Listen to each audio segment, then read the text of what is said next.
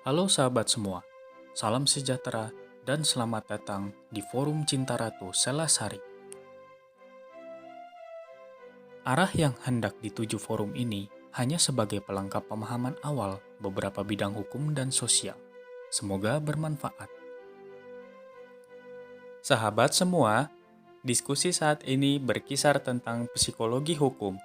Penjabaran berkaitan dengan pemahaman tentang hukum yang memiliki karakter majemuk, banyak aspek, dimensi, dan faset. Hal ini menjadikan hukum dapat dan perlu dipelajari dari berbagai kecabangan ilmu hukum. Psikologi hukum adalah di antara kecabangan ilmu hukum yang berupaya membantu kelengkapan pemahaman tentang hukum. Sahabat semua, mari kita coba dudukan persoalan sehingga kita memiliki pemahaman awal yang memadai tentang psikologi hukum. Pemahaman awal ini selanjutnya dapat dipakai sebagai bahan untuk pemahaman lebih lanjut dan mendalam. Untuk maksud tersebut, kita akan mendapat bantuan inspirasi dan komparasi berdasarkan referensi sebagai berikut.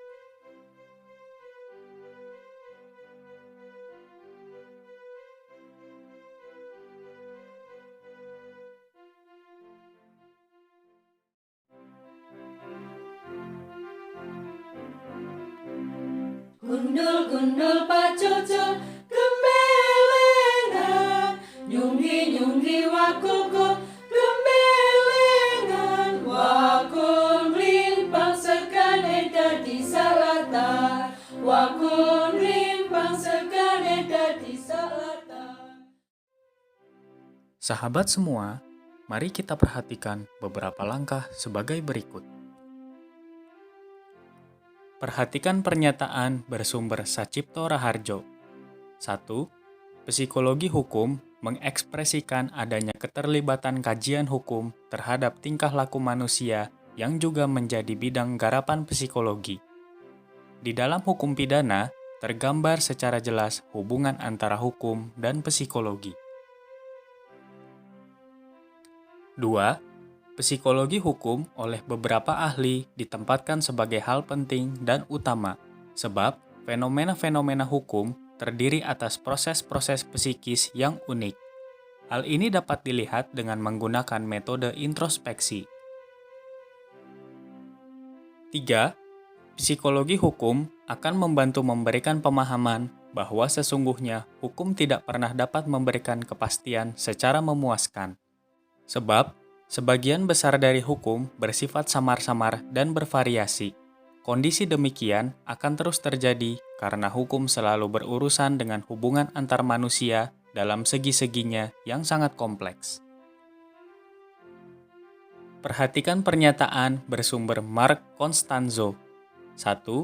Psikologi hukum yang berarti adanya unsur psikologi dan unsur hukum sama-sama memfokuskan diri pada perilaku manusia. Keduanya berupaya mengungkapkan kebenaran dan membantu menyelesaikan masalah dan memperbaiki kondisi manusia. 2.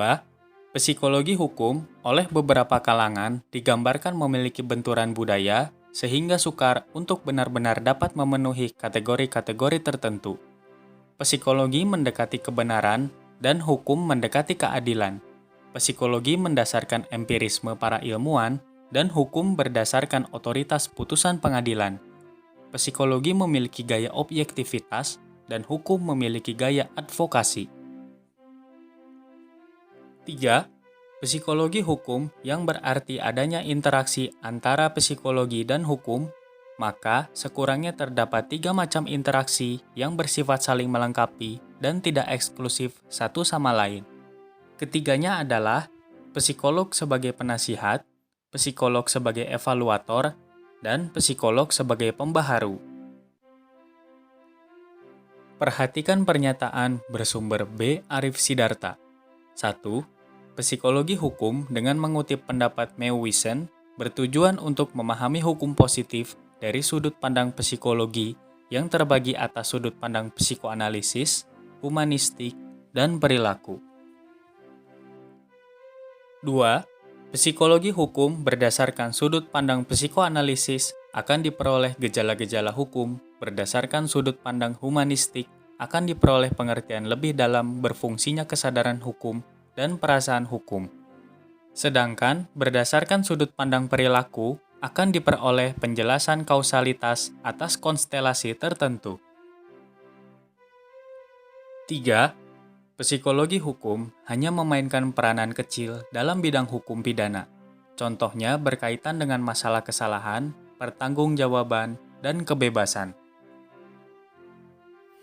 Sahabat semua, apabila kita perhatikan beberapa pernyataan di atas, seyogyanya kita memiliki ikhtiar pemahaman tentang kompleksitas psikologi hukum.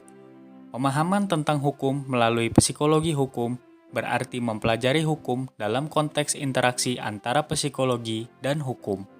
Terdapat 3 macam interaksi antara psikologi dan hukum yang mungkin terjadi, yaitu psikologi sebagai penasehat, evaluator, dan pembaharu yang dilakukan untuk saling melengkapi dan tidak eksklusif satu sama lain.